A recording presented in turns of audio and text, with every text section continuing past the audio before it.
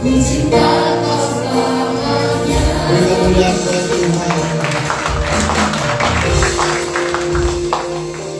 Kami cinta Engkau. Kami cinta Engkau. Lebih dari apapun juga. Tanpa kasih-Mu kami tidak bisa buat apa-apa, dan kami tidak bisa mendapatkan apa-apa. Tapi karena kasih-Mu kami ada sampai hari ini, menikmati berkat-berkat Tuhan, menikmati kemuliaan demi kemuliaan Tuhan, menikmati mujizat demi mujizat Tuhan, menikmati kuasa-kuasa Tuhan dalam hidup kami. Bukan karena kami hebat, bukan karena kami kuat, bukan karena kami pintar, tapi karena Engkau mengasihi kami. Tanpa kasih-Mu Tuhan, tanpa kasih-Mu Tuhan, kami tidak berarti apa-apa Tuhan. Kami ada dalam golongan orang-orang yang dihukum, masuk dalam dapur api neraka. Tapi hari ini kami bersyukur karena kasih-Mu, karena kasih-Mu, karena kasih-Mu. Kami ada, kami bisa memuji, kami bisa ada dalam hadirat-Mu, kami bisa ada dalam perkenanan-Mu Tuhan. Siapakah kami? Hidup kami yang bobrok, hidup kami yang penuh dosa, hidup kami yang rusak. Tapi kami sekarang bisa berdiri di tahta Tuhan, berdiri di hadirat Tuhan, menikmati pelukan Tuhan, menikmati kasih Tuhan. Oh, kami bersyukur Tuhan. Itu harta kenikmatan yang paling nikmat. Ketika kami bisa angkat tangan di hadapan tahta Tuhan dan berkata, Lord, I love you Lord. Yesus, Engkau mulia. Itu kesempatan yang luar biasa dalam hidup kami, daripada kami berada di tempat-tempat lain.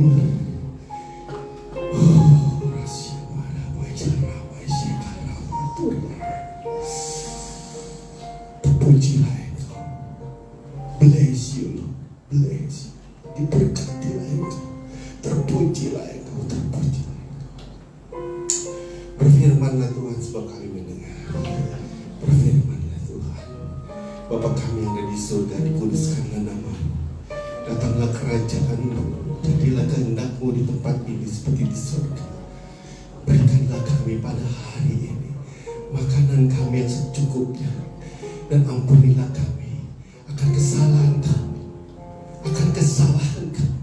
seperti kami mengampuni orang yang bersalah kepada kami. Dan jangan bawa kami dalam pencobaan, tetapi lepaskan kami dari yang jahat. Karena Engkau yang mempunyai kerajaan, kuasa, dan kemuliaan sampai selama-lamanya. Darah Yesus basuh tubuh, jiwa, dan roh kami. Darah Yesus basuh tempat ini. Darah Yesus pulihkan darah Yesus. Dalam nama Tuhan Yesus kami berdoa ucap syukur. Mari semua yang percaya katakan amin. Beri kemuliaan buat Tuhan.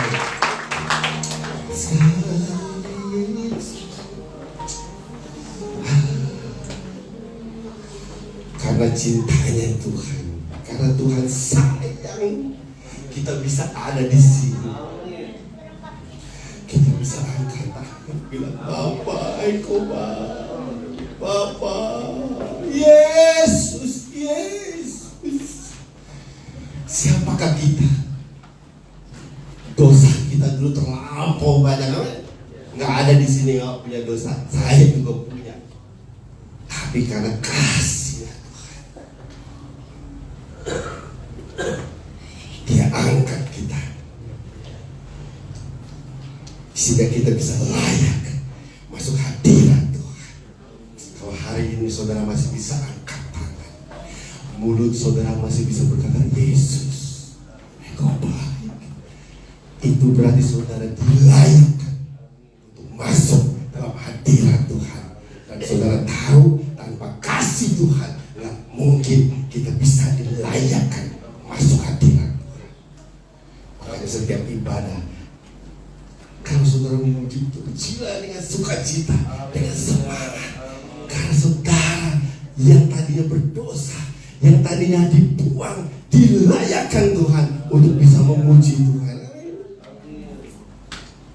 Jangan datang ke gereja cuma betul. Gara-gara Pak Alex ditelepon gak jawab. Itu masa lalu, amin. Jemaat yang sekarang adalah jemaat yang datang ibadah karena ingin memuji Tuhan, menyenangkan Tuhan. Karena apa? Karena dulu kita nggak layak, sekarang dilayakkan ada dalam hadirat. Amin. Luar biasa ya. Coba lihat muka kiri kanan, muka-muka yang begitu dilayakkan Tuhan. Muka-muka begini dilayakkan Tuhan. Muka yang hancur-hancuran ya. Hidup kita ini hancur-hancuran. Untung saya udah gak mau ingat dosa-dosa saya. Kalau inget-inget lagi itu masalah kan saudara kan sudah diampun. Tapi sekarang setelah dilayakkan jangan buat dosa lagi, karena kesempatan kita sekarang untuk menyenangkan hati Tuhan. Amin. Udah gitu tadi lagunya apa? Diberi kuasa untuk mengalahkanmu. Hari ini kita akan belajar salah satu penyebab kenapa kita nggak bisa menikmati kasih Tuhan. Padahal kita udah dalam hadirat Tuhan, udah dilayakkan Tuhan, tetapi kita nggak bisa menikmati Tuhan. Iblis pinter sekarang. Saya mau kasih tahu iblis. Iblis menghancurkan manusia bagaimana caranya? Dia datang langsung digebukin kita nggak? Iblis menghancurkan manusia caranya apa begitu? Dia datang rombongan dikeroyok, Hendra dikeroyok nih, iblis digebukin, apa begitu? Cara iblis menghancurkan kita adalah dia taruh sesuatu dalam hidup kita. Nah, apa yang ditaruh itu, itulah yang akan dikit demi dikit menghancurkan hidup kita. Betul nggak? Saudara, saya pernah bilang ya, saudara dikasih ada pikiran negatif, satu aja sama iblis. Sekali ada pikiran negatif, maka iblis nggak sampai capek menghancurkan saudara. Saudara yang akan menghancurkan diri saudara sendiri dengan pikiran negatif itu. Amin. Dikasih satu kecewa aja dalam hati, satu aja kecewa, iblis taruh, terus saudara sanggup. Jadi iblis tuh taruh kecewa, lempar rasa kecewa, terus saudara bisa nggak tolak? Saudara bisa nggak tangkap dan taruh dalam hati? Yang celaka pas saudara iblis lempar rasa kecewa, kita ambil, kita taruh dalam hati. Iblis nggak hancurin kita dengan dikebukin. Rasa kecewa itu yang akan menghancurkan hidup kita. Iblis cuma ketawa, bentar lagi udah ketangkep tuh kecewanya, ditaruh lagi dalam hati kata iblis. Oh, berhasil. Tunggu, nanti juga hancur sendiri.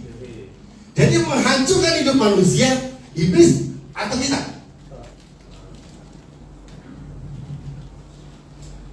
Iblis mah dari dulu memang tugasnya begitu. Kasih rasa kecewa, kasih rasa benci, kasih negatif. Itu kerjanya jangan salahin yang salah siapa? Nangkep, taruh, nangkep, taruh. Hari ini kita menjadi jemaat yang makin lama makin berakal budi, makin ini enggak. Kayaknya ini kalau gua taruh di kepala gua nih, kayaknya bikin hancur, betul nggak? Kayak misalkan saya bilang, Bayu jelek. Langsung, gua jelek, taruh dalam bumi. Jelek beneran. Harusnya dibuang. Bilang aku berharga di mata Tuhan. Jangan di sini masa jelek.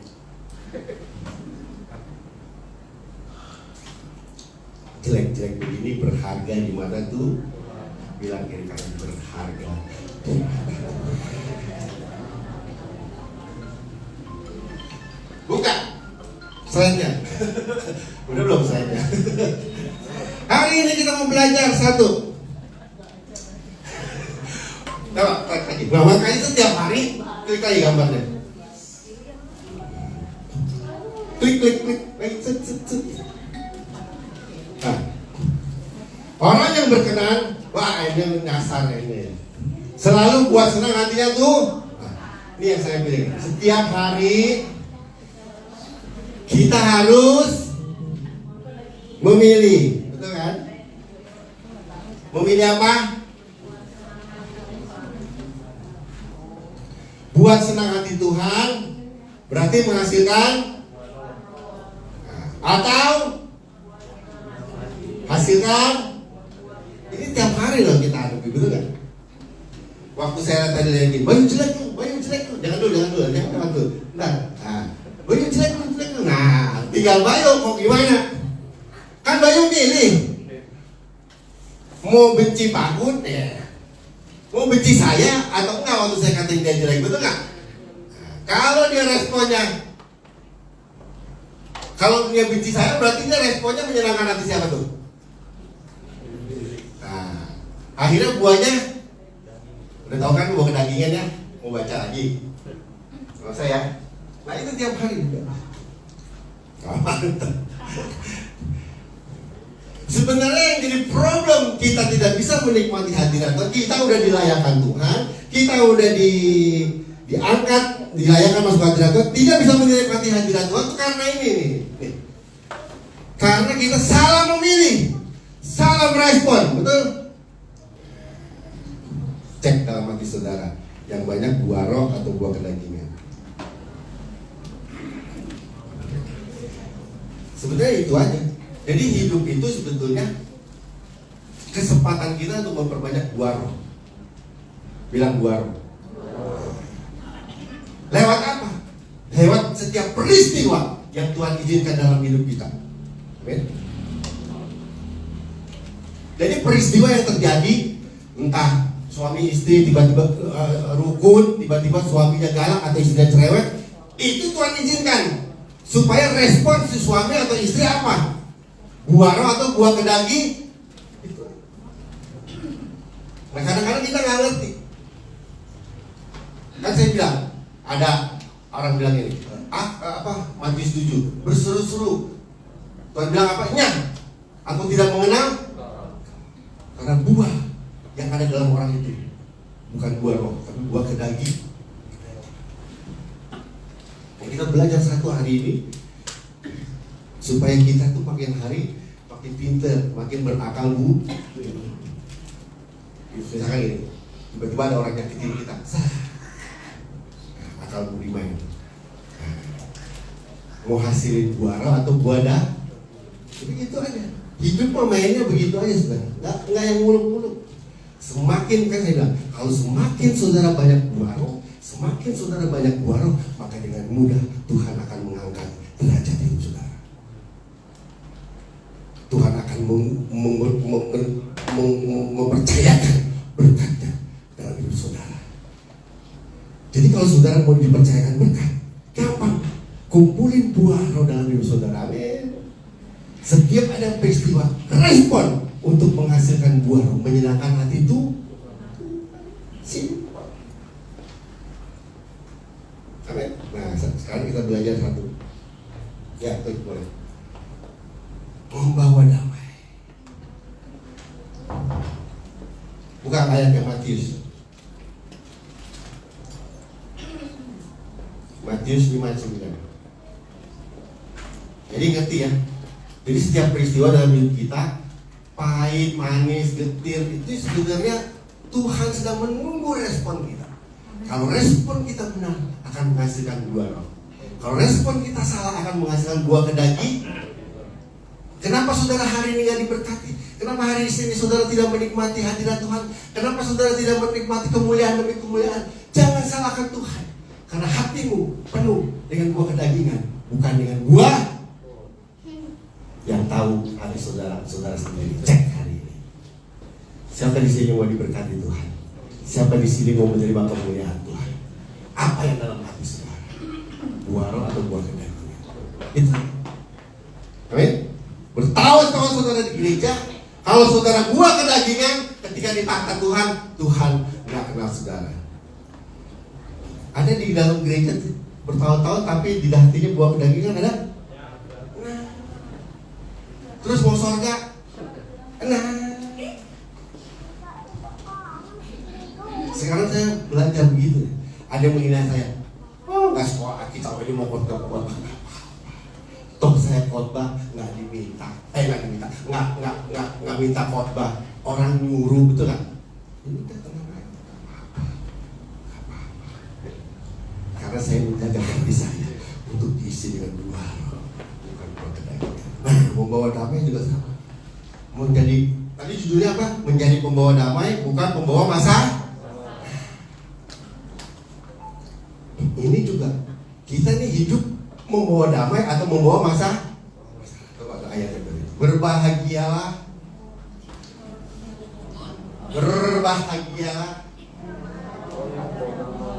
membawa duit.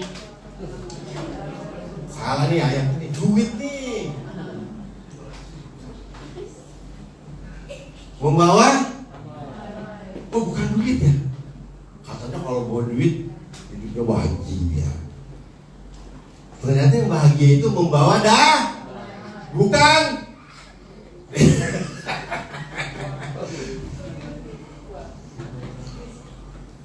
Kalau orang punya duit ngeri loh saudara.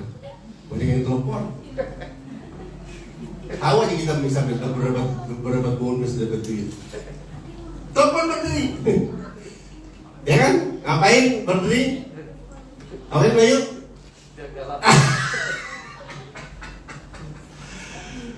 Berbahagia orang yang membawa damai karena mereka akan disebut anak.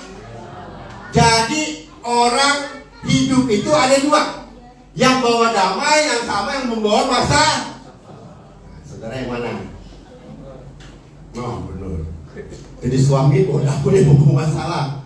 Jadi istri bawa damai atau bawa masalah. Jadi anak bawa damai atau bawa masalah di rumah. Yang tahu saudara, Tuhan dan setan. Coba. Jadi yang disebut anak Allah itu orang yang apa? Kalau saudara biang rusuh, berarti anak siapa? Kalau saudara provokator, berarti anak siapa? Jangan ngomong deh ya, tahu kan?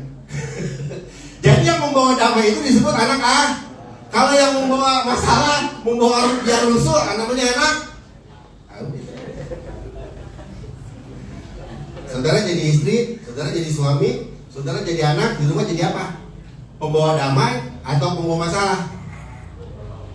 Itu aja. Terus ada di gereja, dia yakin masuk surga.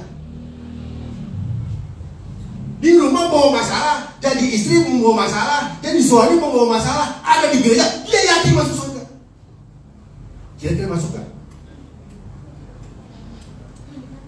Karena yang masuk surga cuma anak Allah. Dan anak Allah cirinya apa? Nah, kita belajar ya. Bu, kalau bapak lagi cerewet dikit, tiba-tiba ngomel, apa responnya bu? Bawa damai atau bikin masalah? Bapak ngomel, ibu nggak mau kalah, cuprak itu. Atau istri ngomel, bapak nggak pulang. Malah pergi ke tempat yang aneh-aneh. Bawa damai itu bikin masalah tuh. Berarti anak siapa tuh? Kata Alkitab lo ya. Jawab sendiri deh. Jadi kalau ada konflik, tiba-tiba ada masalah, nah Tuhan cari siapa yang membawa damai. Dan orang yang membawa damai di konflik itu, itulah yang disebut anak Allah. Jadilah anak Allah. Cirinya membawa damai. Coba lihat muka-mukanya ini, ada nggak yang di sini masih enak gitu, sama sebelahnya gitu. Kalau lihat sebelahnya masih enak, berarti bawa damai kan? Terus hari ini dipanggil pulang, kira-kira masuk gak, layak gak? Itu aja sebenarnya. Saya mah takutnya begitu, makanya sekarang jaga hati aja saudara, karena nggak tahu 5 menit di depan kita, ya Pak ya, itu kan? Jangan, kalau bahasa premannya ini, jadilah damai, pembawa damai, jangan jadi biang kerok. Biang kerok. Nah, klik lagi. Siapa anak Allah? Coba katakan anak Allah. Membawa dah. Kalau istri tiba-tiba ngomel, reaksi suami bagaimana Pak? Reaksi suami bagaimana Pak? Anak Allah atau setan? Kalau anak Allah berarti membawa dah. Sudah lama, maafin. Pak boleh, naruh sepatu sembarangan. Maafin. Beres. Membawa dah. Jangan gara-gara sepatu pintu jebol, ditendang. Bos. Betul? Masalah sudah wajib lagi. Saya kalau istri saya banget, udah lebih. Itu aja. Bener. Kita pusapinnya bumbu gitu. Jinak langsung. Jinak. Percaya. Nah, akhirnya membawa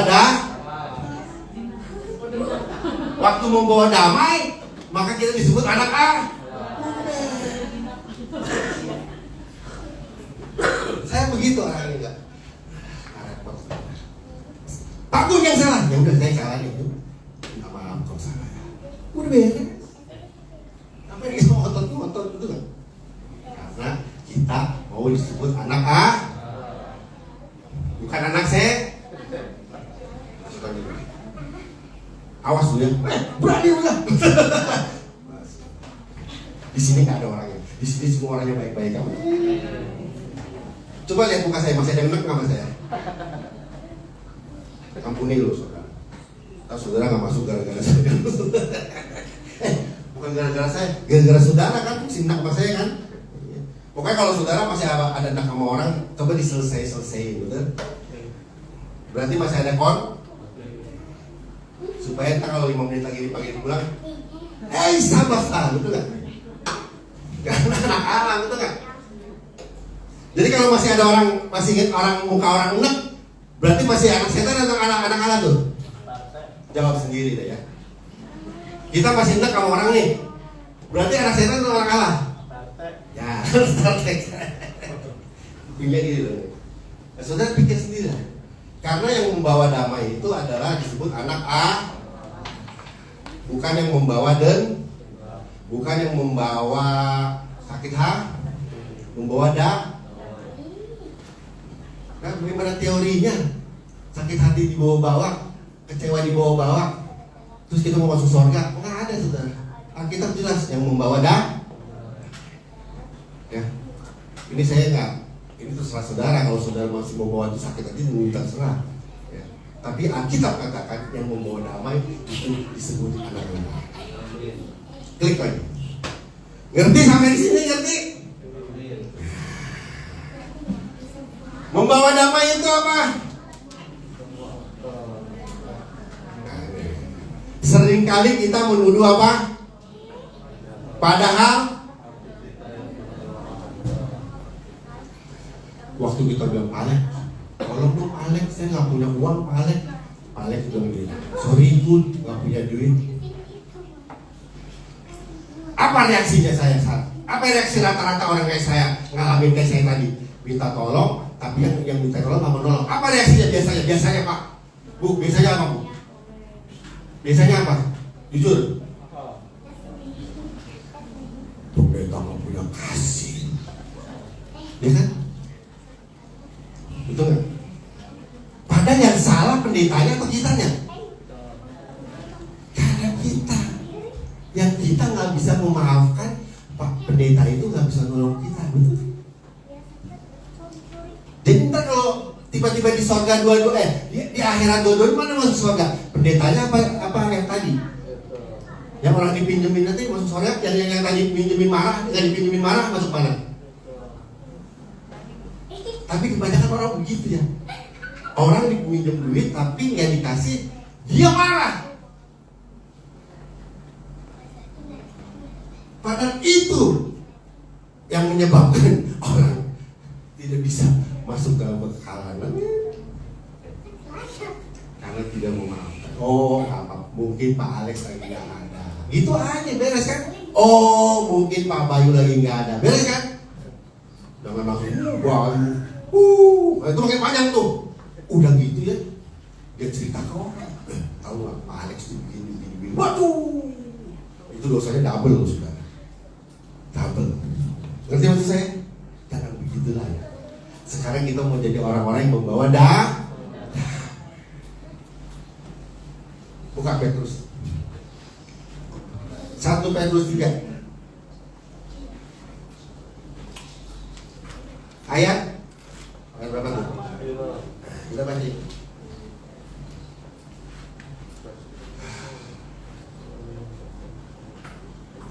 Dan akhirnya hendaklah kamu semua seia sekata seperasaan, mengasihi saudara-saudara, penyayang dan rendah. Ayat 9. Dan janganlah membalas. Nggak bisa Pak Gun.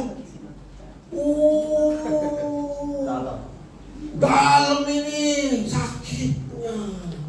Kalau nggak dibalas, nggak sampai remuk tuh mukanya. Anak apa tuh belum gitu, anak setan apa tuh? Anak itu ada yang masih begini kayak gitu di sini. Nggak tahu ya. Berarti di sini ada setan itu kayak begitu. Balas kejahatan ke kejahatan. Tapi ada nggak orang yang kayak gitu di gereja? Atau caci maki dengan, tetapi sebaliknya hendaklah apa? Kamu memberkati, karena untuk itulah kamu dipanggil, yaitu untuk memperoleh jangan balas kejahatan dengan kejahatan. Membawa damai itu artinya apa? Yang tadi saya tadi. Apa itu membawa damai? Membawa damai itu mudah memaafkan. Nggak usah minum jamu. Gimana caranya Pak Gun bisa hatinya damai? Apa minum jamu, kasih seledri, kasih daun bawang? Membawa damai itu mudah memaaf. Udah itu. Lihat Lukas 15 ayat 25. Contoh nih. Ada di rumah Bapak, tapi dia nggak menikmati hadirat Tuhan, nggak bisa menikmati berkat Bapak, karena satu kekurangannya dia, tidak mudah memaafkan. Jangan sampai kita ada di gereja nggak menikmati. Sebetulnya bukan Tuhan nggak memberkati saudara, berkat ada di sekitar saudara, men. Berkat sudah dilimpahkan. Kenapa nggak diberkati? Karena ada selubung dosa. Selubung dosa itu apa? Salah satunya tidak memaafkan, tidak mau berdah. Ingat 7 turunan 8 tanjakan, 9 tikungan, kejeblos 3 kali. Kalau yang kayak begitu, gua ingat loh. Nah, itu anak siapa berarti? Ayo jangan dijawab dah. Kita bilang anak, terus ada di gereja, terus mimpi masuk surga, tolak. Jangankan Tuhan saya jadi tolak. Error ini. Ntar kita bahas. Lukas 15, 25. Tetapi anaknya yang sulung berada di ladang. Dan ketika ia pulang dekat rumah, ia mendengar bunyi seruling dan nyanyian tari-tarian. Lalu ia memanggil seorang hamba, bertanya kepadanya arti semuanya itu. Jawab hamba itu, adikmu telah kembali dan ayahmu telah menyembelih anak lembu tambun, karena ia mendapatkan kembali dengan sehat. Maka apa?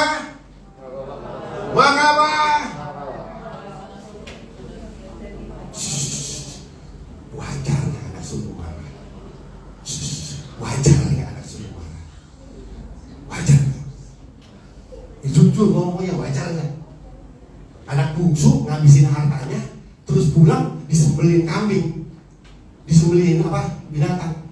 Yang sulung wajar nggak marah? Wajar ya. Kadang-kadang begitu ya. Dia salah Pak Gun, layak dia dihukum, layak dia. Mempan, tapi bapaknya malah kasih jubah dan menyembelih. Terus apa? Akibatnya apa? Marahlah anak sulung itu dan tidak mau masuk. Lalu ayahnya keluar dan bicara dengan dia. Tetapi yang menjawab ayahnya apa? Belum pernah melanggar perintah Bapa, tetapi apa?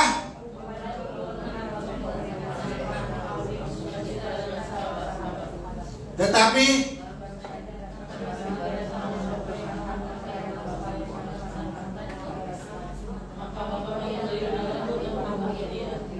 ayat 31.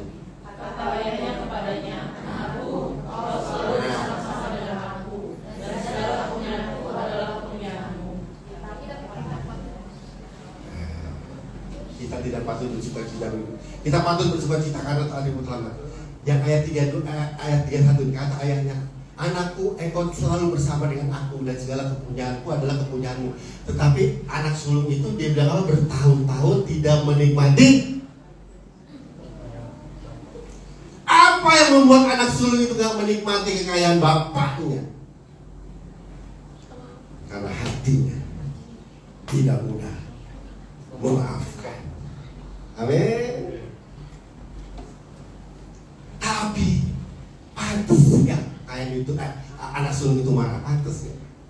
Secara manusia tapi kita ini kan bukan anak-anak dunia, bukan anak manusia rata-rata. Kita ini adalah anak-anak bilang anak-anak Allah.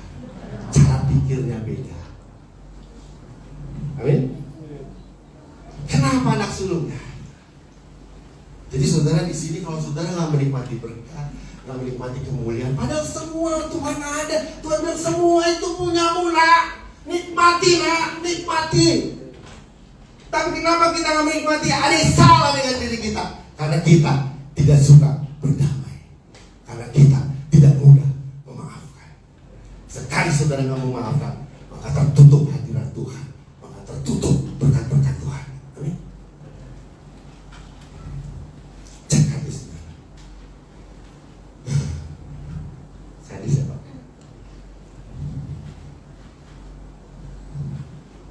Makanya, Pak, saya udah bertahun-tahun di gereja, doa apa kurang kusuknya? Apa doa puasa itu Pak? Iya Bu. Waktu di layar TV dilihatin ya, waktu di akhirat di layar TV. Benar, orang itu ke gereja, doa puasa, pas pulang lihat muka Sohib gitu.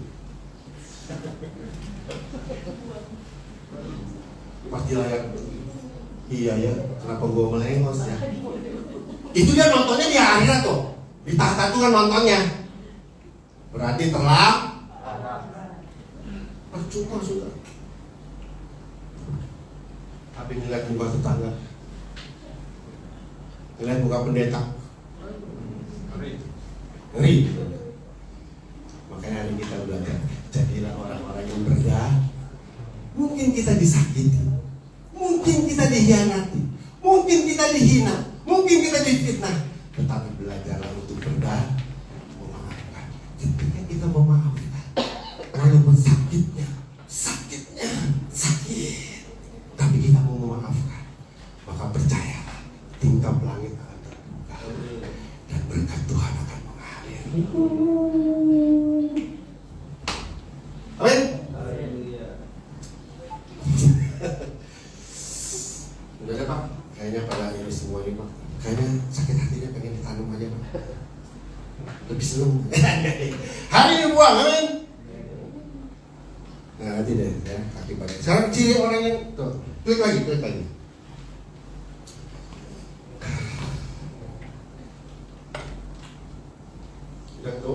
Ciri orang yang dewasa rohani adalah apa? Bukan yang jago khotbah, bukan yang WL-nya kalau sekali WL angkat tangan rebah semua. Orang yang dewasa rohani adalah orang yang mudah untuk berdamai. Bilang mudah untuk berdamai. Percuma khotbah, kalau hatinya nggak berdamai.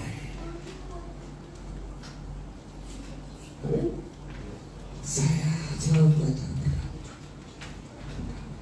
Ada yang ngomongin, kalau saudara, ada yang ngomongin saudara, berdamai, ampuni, maafkan.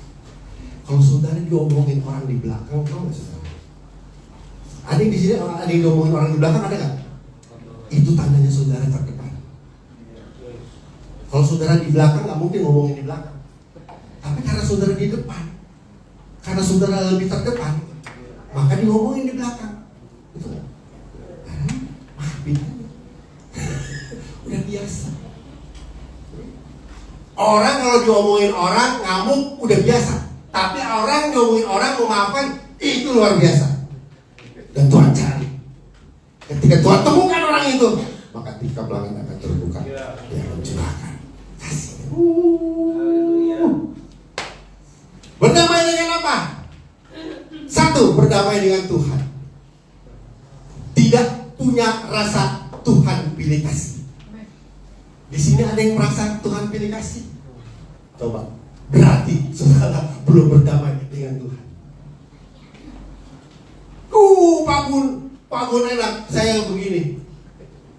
Itu namanya punya rasa pilih kah? Padahal saya begini, saudara nggak lihat dulu bagaimana saya hidupnya, betul? Ada yang ngikutin hidup saya kan? Pak Alex tuh ngikutin hidup saya tuh. Kita besok mau makan apa kita nggak tahu. Yang kita tahu cuma dia Tuhan. Kalau Ibu Doidi kan kisahnya kan dia nyuci baju ya, kosan dia nyuci baju ya. Kalau saya dulu yang ngurus orang sakit, istri sakit, hamba Tuhan. Saya tadi Pak, saya nggak pernah minta Pak bulanan kok, bulanan enggak. Saya nggak pernah minta, karena saya tahu saya diajar nggak boleh minta.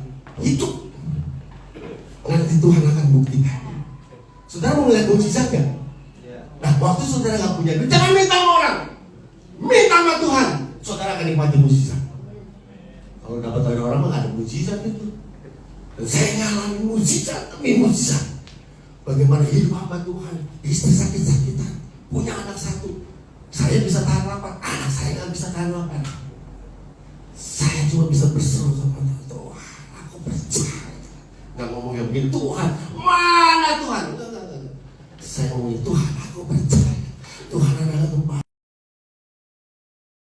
Lihat dompet belum ada. Tuhan, aku percaya.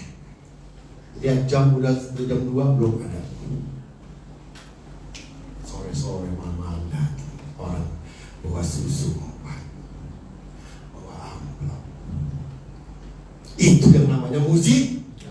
Makanya kita benar kata jangan berharap manusia, berharap sama Tuhan. Waktu kita berharap Tuhan, Tuhan akan menyatakan mujizat dalam hidup kita. Ini banyak orang lemah, udah ketakutan duluan. Aduh besok mati saya. Betul. Tapi kalau mati dalam iman lebih berharga daripada mati mengeluh. Itu hidup saya. Makanya kalau saya sekarang menikmati hidup kayak gini, jangan ngiri dong. Jangan ngiri. Yuk ikut saya dulu yuk di masa lalu yuk. Masuk rumah sakit istri nggak ada duit. Walek kau tuh. Coba ini gini. Enggak. Saya percaya Tuhan cukup. Saudara kaya datang enggak. Saya percaya Tuhan cukup. Bisa keluar rumah sakit. Alex. Kalau saya menikmati hari ini, itu anugerah Tuhan. Saya mau berdamai dengan keadaan. Saya tidak mengeluh dengan keadaan, tapi berdamai. Tuhan bilang, Tuhan enak dia enak. Enggak. Saya berdamai menikmati istri saya yang sakit. Saya berdamai dengan keadaan keuangan yang nggak ada. Saya berdamai, nggak mengeluh, nggak bersuara. Saya percaya Tuhan akan tolong. Dan itu dibuktikan sampai hari ini. Kalau saudara belum berdamai dengan Tuhan, nggak akan saudara melihat mujizat Tuhan. Berdamai dengan Tuhan. Jangan banyak mengeluh. Nantikan mujizat Tuhan. Dan saya percaya 1.000% Tuhan akan menolong tepat pada waktunya. Seperti Tuhan menolong saya. Yang kedua, berdamai dengan sesama. Apa itu? Tidak mudah kecewa. Amin. Kalau saudara mudah kecewa, berarti saudara belum berdamai dengan sesama. Makanya saya bilang cek. Coba, Ada muka-muka yang saudara kecewa hari ini dan saudara belum berdamai dengan sesama. Dan kalau saudara tidak berdamai dengan sesama, seperti anak sulung ada di rumah Bapak, tapi nggak menikmati kekayaan Bapak. Dan itu banyak jemaat Tuhan seperti itu. Yang saya tadi bilang ke gereja, angkat tangan, haleluya. Kalau bahasa Arab, pas pulang lihat suami dan istri,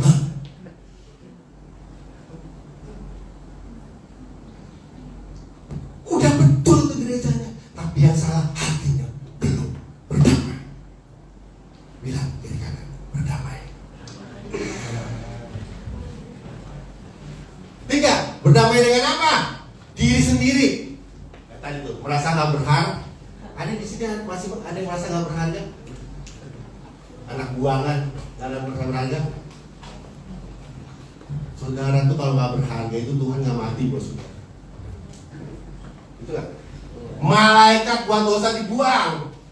Tapi saudara, waktu buat dosa, Tuhan turun ke dunia, menjadi manusia, mati di kayu salib buat saudara. Kalau saudara masih merasa tidak berharga, saudara belum berdamai dengan diri saudara. Mari kita berdamai dengan diri sendiri. Bilang saya berharga, saya mulia. Anak suami, saya berharga, saya mulia banget. Saya dikasih Allah, betul. Jelek-jelek begini dikasih Allah. Bodoh amat orang ngomongnya gua apa kamu jelek, biarin aja orang. Yang penting Allah bilang kamu berharga. Itu yang membuat berkat akan mengalir. Siapa yang mau diberkati? Mulailah berdamai. Klik lagi. Mengapa harus membawa damai selama hidup di dunia? Klik lagi.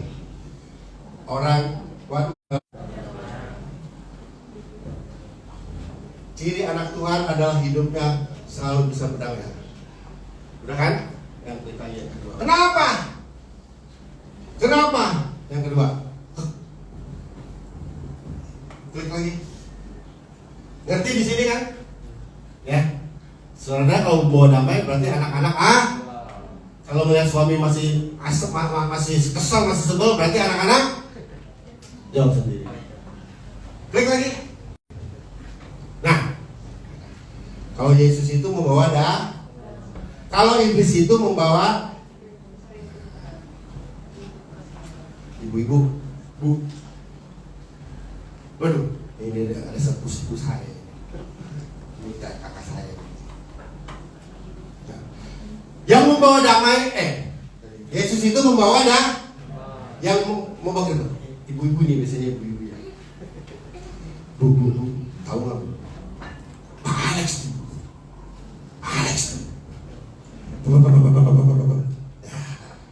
Yang ngomong ini bawa apa? Yang cerita ini membawa apa? Kamu tahu sendiri kan? Terus saudara dengar. Terus saudara masuk ke dalam hati. Saudara, saya mau kasih tahu ya, itu anak setan. Kalau ada orang ngomongin orang itu namanya anak setan. Terus saudara dengerin. Saudara jadi apa? Sama. Bodoh. Sekarang kita mesti pakai akal budi. Kalau ibu, kalau bapak begitu nggak ada yang cerita begitu nggak pak? Banyak ibu-ibu ya. Bu, kalau ibu ada yang ngomong, situ begini tuh, situ begitu. Berarti dia anak yang suka ngomongin orang jelek, namanya anak. Berarti perlu didengerin nggak? Ya udah, namanya setan. Ngomong tuh begini, Bu, bagaimana? Tuhan itu baik ya Bu. Tuhan, Pak Alex itu baik ya Bu, menolong ini. Itu namanya anak. Harus gitu. Jadi sekarang kuping saudara itu harus milih. Pakai akal budi, mesti pilih. Mesti bedain anak setan sama anak Tuhan. Nah, anak setan itu ngomongnya biasanya membawa masalah, provokasi. Terus saudara dengerin, masuk dalam hati, baik. Yang salah siapa? Yang provokator apa salah? Yang denger juga salah. Harusnya kita bisa ngateri. Ngerti ya Bu? Bu? Pak? Kalau ada yang ngomongin jelek gembala, hamba Tuhan, didengar apa enggak sekarang? Kalau anak setan denger, kalau anak Allah nggak mau denger. Mulai pinter ya, saudara. Sedetik lagi 5 menit kita bisa dipanggil pulang loh saudara.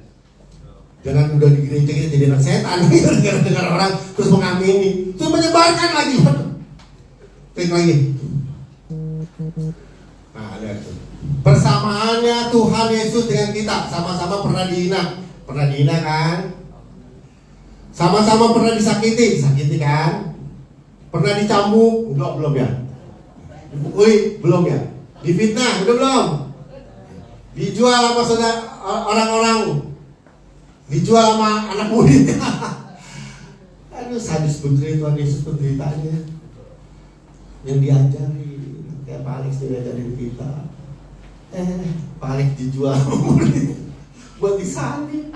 Aduh, saya bilang mana saya, tapi aku ngomongin orang, baru diomongin, belum disalib. Tuhan Yesus tuh apa kurang baiknya saya ngomong Ope, Tuhan Yesus dia nangis karena dia ngomongin orang, diomongin jelek segala macam itulah, nangis. Saya bilang, baru diomongin jelek, Tuhan Yesus disalib loh. Apa kurangnya Tuhan Yesus? Kasih makan, ngajarin kebaikan, waktu sakit disembuhin, dan diterima apa? Difitnah, dihina, dijual, disalib. Kita belum, baru dihina, masih sama. Cuma perbedaannya kita memilih untuk akhirnya apa? Nggak nikmatin berkat Tuhan, nggak nikmatin kemuliaan Tuhan. Tapi Tuhan Yesus memilih untuk apa? Makanya dia dimuliakan. Siapa yang mau menjadi seperti Yesus? Menjadi seperti Yesus. Lihat istri, lihat Pak Ali masih begini. Seperti Yesus tuh ini, disakiti tetap memaafkan, mengampuni. Klik lagi. Yang kedua, orang yang suka damai itu apa? Orang yang suka damai waktu mati masuk, selama di dunia. Mazmur 133. Kita buka. Pokoknya habis-habisan ya saudara, bodo amat aja. Pokoknya saya mau ajak saudara ke surga tuh.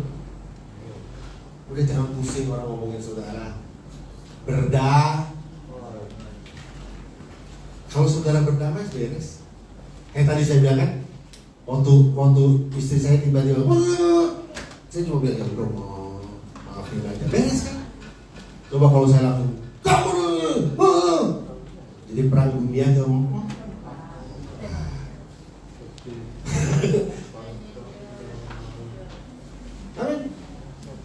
Nah kalau kayak suami istri lagi konflik nih, siapa yang menjadi pembawa damai? Itulah disebut anak Allah. Makanya di rumah jadilah orang yang membawa damai. Lihat, masuk 133 ketemu bilang, hui, persaudaraan yang rukun, nyanyian biara Daud, sungguh alangkah baiknya dan indahnya. Apabila dengan ribut, salah tekadnya, ribut di gereja, ribut di rumah, ribut. Enggak ya? Nah, kita bilang tapi kenapa pada ribut ya? Iblis emang kurang ajar. Terus kita mau lagi dikadalin. Yang kurang ajar nih, yang bodoh nih, mau dikadah. Itu aja, beres kan? Terus seperti minyak yang di atas kepala, bukan seperti minyak yang baik di atas kepala meleleh ke janggut, yang meleleh ke janggut Harun dan leher. Nah, seperti embun di gunung Hermon yang turun ke atas gunung Sion. Nah, sebab apa?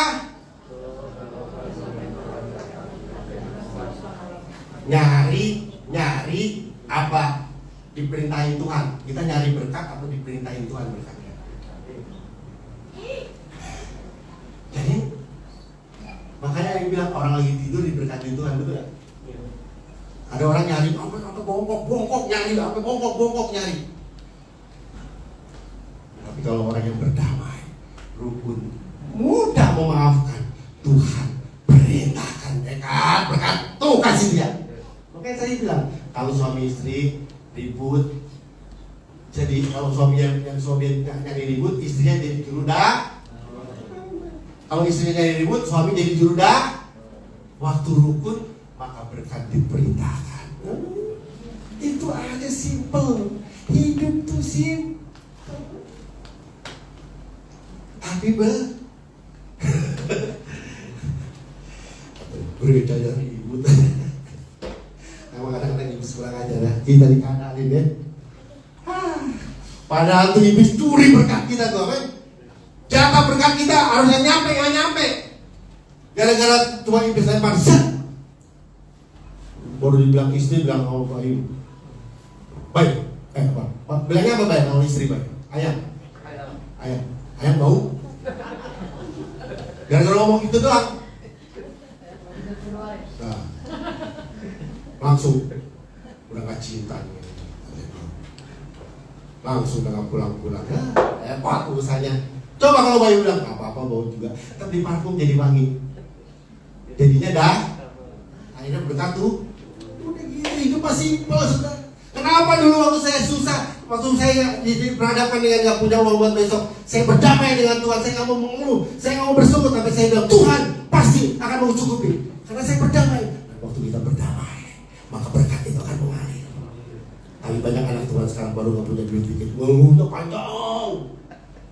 Aku bilang, mana pendeta gak nolong, mana ini gak nolong, mana saudara gak nolong. Stop. Itu namanya saudara gak berdamai. Tapi kalau saudara bilang, aku percaya, sekalipun harinya aku gak punya uang, aku percaya punya Tuhan yang mencukupi. Itu saudara berdamai dengan keadaan. Ketika saudara berdamai dengan keadaan, maka Tuhan akan memerintahkan. Apa yang diperintahkan? Enteng. Ceklah hidup saudara. Jangan hambat berkat Tuhan. Jangan lengos ngeliat suami, jangan lengos ngeliat tetangga, jangan lengos ngeliat berdamai supaya berkat itu mengalir. Lagi. Tadi ada yang lagi, satu lagi tuh. Mazmur ya. Satu lagi. Oh nggak usah, ya udah. Cek lagi. Kenapa orang yang berdamai itu masuk surga kalau mati? Karena di sorga itu isinya orang-orang yang berdamai.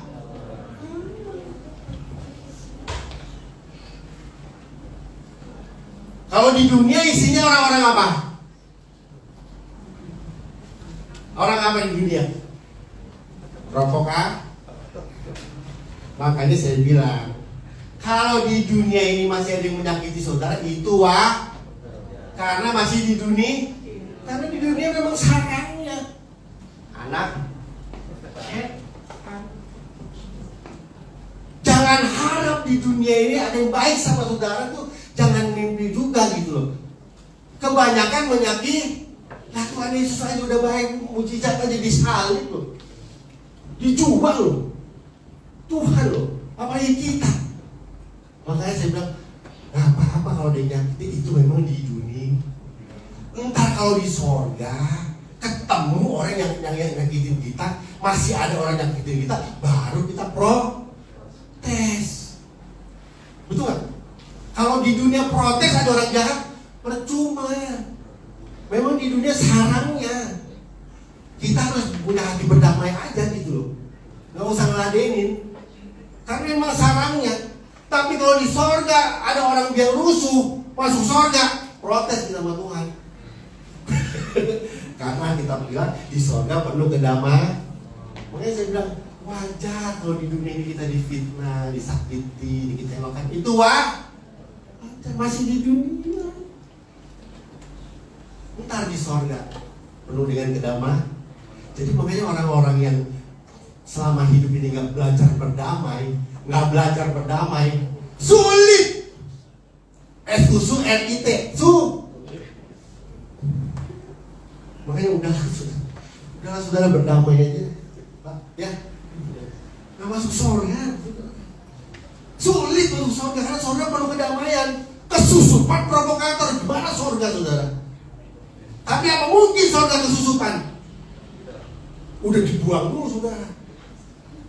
Makanya saudara selama di dunia ini lagi dilatih, bilang dilatih untuk berdamai. Makanya Tuhan kirim yang fitnah, yang hina, yang ngejelekin, yang kecewain, itu Tuhan kirim. Tujuannya melatih hati yang damai. Kalau kita udah bisa melewati hati yang damai, punya hati yang damai, ke surga nyemplos aja saudara. Jadi orang yang menyakiti itu puji Tuhan. Ada orang yang ngecewain, itu puji Tuhan. Karena kita sedang dilatih hati untuk berdamai.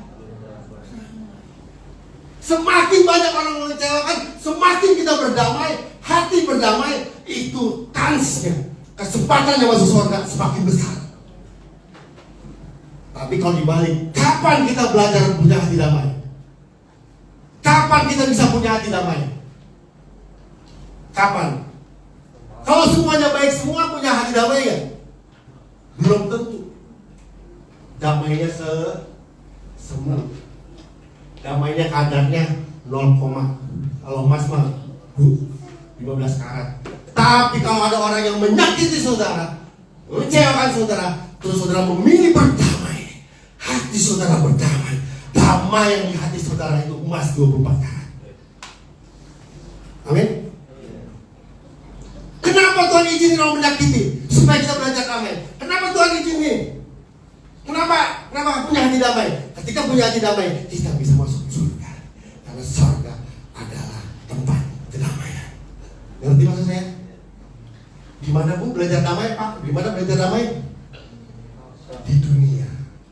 Kapan belajar damai? Ketika ada orang yang itu. Kalau saudara berdamai dengan orang baik, ya. Kalau masakan mah hambaran. Tapi kalau ada yang menyakiti, terus saudara berdamai, itu nikmat. Damai yang nikmat. Itu kadarnya tinggi. Dan saudara akan lolos masuk surga. Dapat yang damai. Ngerti maksud saya? Makanya orang menyakiti, ayo kita berdamai. Makin menyakiti dan makin kencang, makin berdamai, makin kadarnya makin tinggi. Makin nyakitinnya makin pedas. Ketika kita berdamai, kadar hati damainya itu makin tinggi. Ngerti maksudnya? Tapi jangan saudara gembok muka orang, terus saudara marah. Jangan. Ntar juga saudara tiba-tiba suami tiba-tiba ngomel gitu ya, istri tiba-tiba ngomel gitu. Ntar ada pokoknya. Anak tiba-tiba bikin kesel gitu ya. Ada. Nggak usah dicari, kita datang sendiri. Tapi itu kesempatan. Ketika itu terjadi, itu kesempatan untuk kita belajar hati berdamai. Ketika hati berdamai, kadarnya tinggi dan kita bisa lolos masuk surga. Jadi yang masuk surga orang yang hatinya kalau selama di dunia ribut terus, kira-kira masuk surga? Jangan jawab. Nah, gitu aja. Ya, lagi. Tok, klik. Klik lagi. Di surga itu penuh dengan kedamaian, tidak ada namanya. Jika masih ada keributan, apa? Selesaikan segera di dunia. Jangan dibawa ke sono udah lewat. Selesaikan di sebelum menutup mata. Emang kapan kita tutup mata? Ada yang tahu? Makanya beresin cepetan. Apa musuh saya mau pakai? Aku nih nggak usah. Otak saudara di jalan sekarang, iya ya. Gue dikadang. Gue gak masuk surga gara-gara gitu dah. Gue mau berdamai, gue teleponin dah. Halo, Bayu langsung itu. Halo, Abang Junet. Ganteng amat kali kau. Si Junet yang kemarin hina Bayu bilang, kemarin perasaan gue hina si Bayu, kenapa dia bilang gue ganteng ya? Gitu? Betul nggak? Mantap nggak? Mantap. Coba bilang kiri kanan, berdamai. Percuma saudara doa kuat, puasa kuat, nyanyi kuat, ibadah kuat, kalau hati belum berdamai, percuma. Karena sorga tempatnya orang yang berdamai.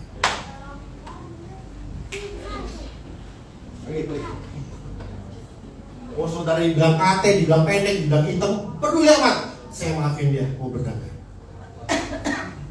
Berkat udah ya, berkat udah ya. Jadi kalau berdamai, kita yang nyari atau berkat diperintahkan? Hah? Kalau kita rukun berdamai, hati damai, berkat nyari atau diperintahkan? Lagi, itu lagi. Lihat, contoh Yusuf.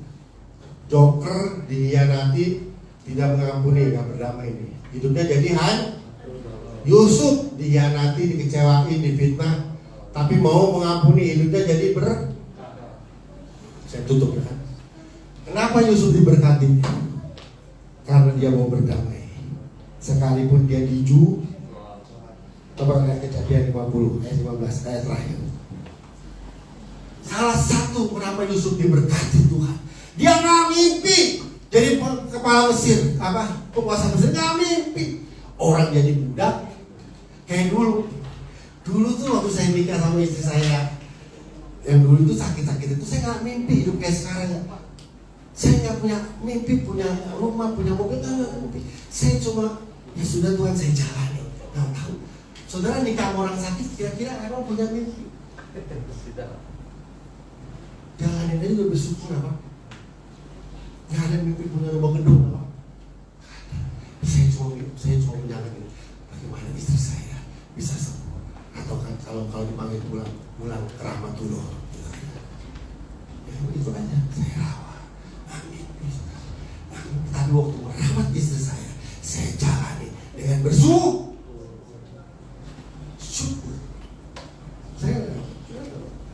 Saya pernah mengeluh sama mereka.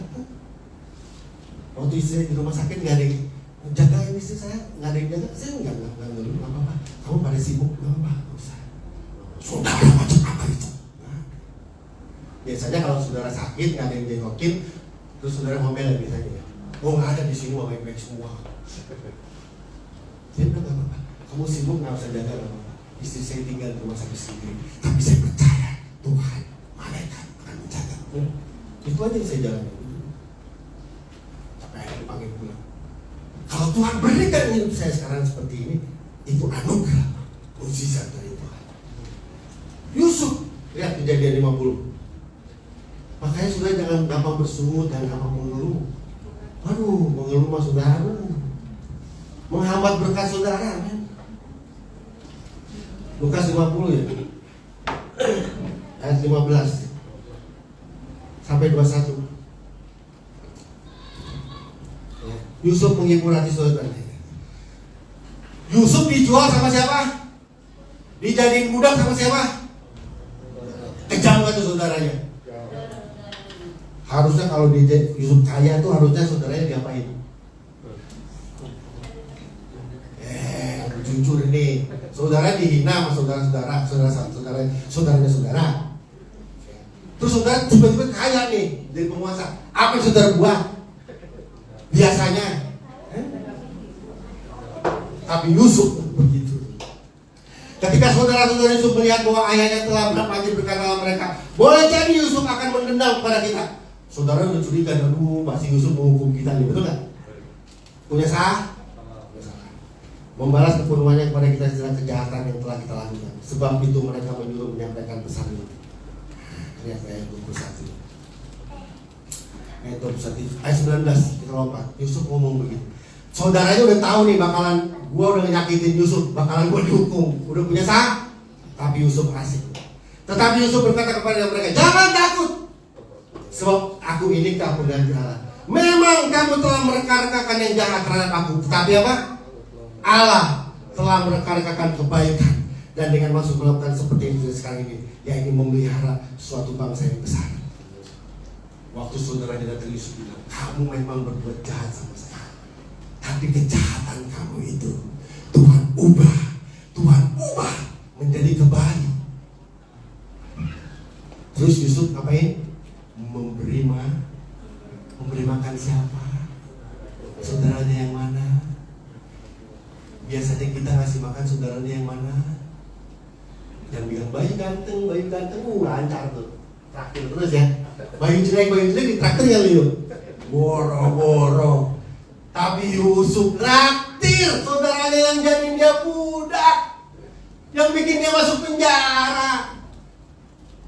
Tuh, makanya Yusuf diberkati Tuhan.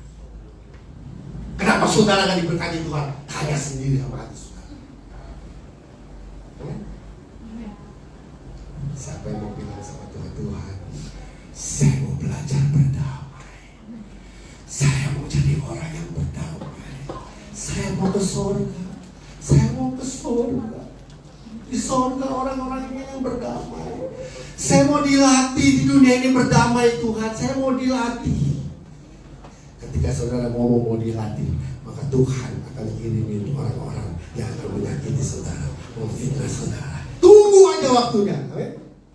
Kayaknya udah nih ya, udah kejadian ya. Udah ada yang fitnah saudara kan? Udah ada yang nyakiti saudara kan? Udah kan? Udah cuma respon saudara sekarang. Gitu aja. Nah sekarang pulang dengan hatimu berdamai. Saya mau berdamai. Seperti Yusuf berdamai. Makanya Yusuf menjadi penguasa. Orang yang berdamai tadi kita bilang apa? Berkat diapain? Oh, haleluya. Mari kita tundukkan kepala. Haleluya, terima kasih.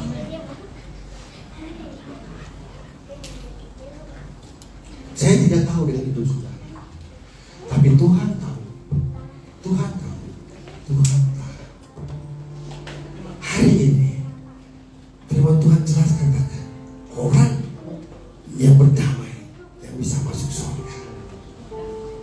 Kalau hari ini masih ada ganjalan-ganjalan, mumpung ada di dunia, mumpung masih punya napas, karena kita nggak tahu 5 menit ke depan, kita nggak tahu 30 menit ke depan, kita nggak tahu besok, kita nggak tahu lusa, apakah kita dipanggil pulang. Mumpung hari ini firman Tuhan ingatkan, berdamai, karena orang-orang yang membawa damai disebut anak-anak Allah, dan dialah yang mendapatkan warisan kerajaan Allah. Ku berjuang sampai akhirnya, kau dapati aku tetap setia. Telah kulihat kebaikan. Mari kita bangkit berdiri. Yang tak pernah habis hidupku. Berjuang sampai akhirnya, kau dapati aku tetap. Saudara yang mau berkata buat saya mau berdamai, angkat tangan saudara, nyanyikan lagu ini. Telah kulihat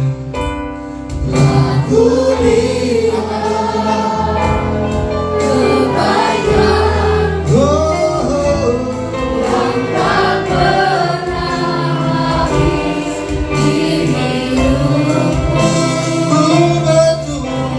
Berjuang sampai akhirnya, kau dapat berdamai.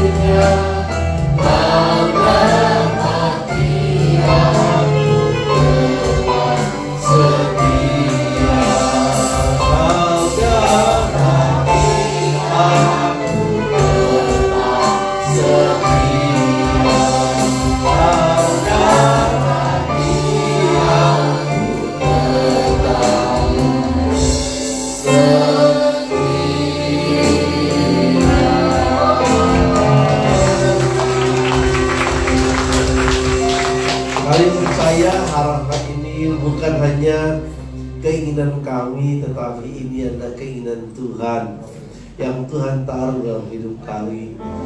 Kami percaya apa yang Tuhan Yesus sudah kerjakan di atas kayu salib adalah sempurna, dan Allah menginginkan supaya kami juga didapati sempurna, sama seperti Bapa di surga sempurna adanya. Terima kasih untuk firman Tuhan yang sudah kami dengar.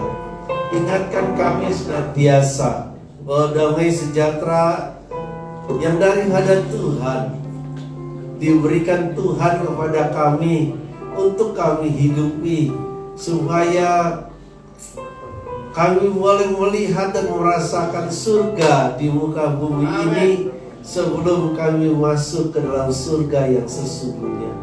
Terima kasih Tuhan, Kau terus pakai hamba-Mu Bapak Pendeta Gunawan bersama dengan istri dan juga anak-anak. Tuhan pakai keluarga ini menjadi kesaksian bagi banyak orang tentang penyertaan Tuhan dan hadirnya Tuhan yang mengubahkan kehidupan setiap orang percaya. Terima kasih untuk firman-Mu. Kami materaikan di dalam nama Tuhan Yesus Kristus. Amin. Amin. Puji Tuhan.